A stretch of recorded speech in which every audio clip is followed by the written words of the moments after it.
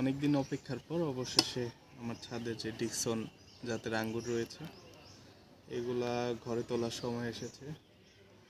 ইতিমধ্যে দেখেছেন আপনারা যায় আমার বেশ কিছু আঙ্গুর কিন্তু লালচে বর্ণ ধারণ করেছে। আমি আসলে এর আগে ছাদ বাগানে ভালোভাবে আঙ্গুর না করার কারণে আঙ্গুর সম্পর্কে খুব একটা ধারণা ছিল না যে পুরোপুরি পাকলে এটার ডিকসন জাতের আঙ্গুরটি কোন বর্ণের হবে। তবে অভিজ্ঞ কয়েকজনের সাথে কথা বলার পরে তারা জানালো যে এটিকে ঘরে একদিন রাখলে এটাতে আরও বেশি মিষ্টতা আসে, যার কারণে আজকে এই ফলগুলো হারভেস্ট করার জন্য মনস্থির করলাম। এখানে অলমোস্ট 1 2 3 4 5 6 7 8 9 থোকা আঙ্গুর এইখানে রয়েছে।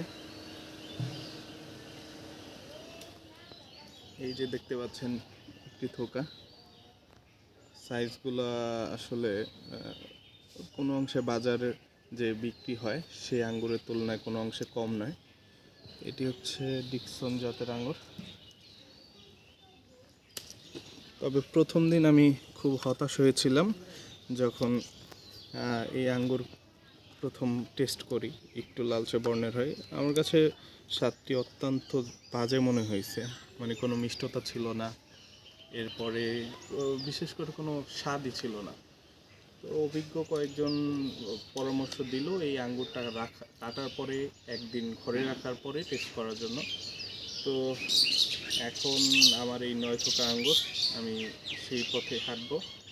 এই আঙ্গুরগুলো এখন একদিন পর্যন্ত ঘরে রাখার পরিকল্পনা, এরপরে মূলত এটা খাওয়ার পরে রিভিউ দেওয়া যাবে আসলে আমি আমার ছাদের পরবর্তীতে এই গাছগুলো রাখবো কি রাখবো না সেই সিদ্ধান্ত এই আঙ্গুর খাওয়ার পরে দিতে পারবো আশা করি।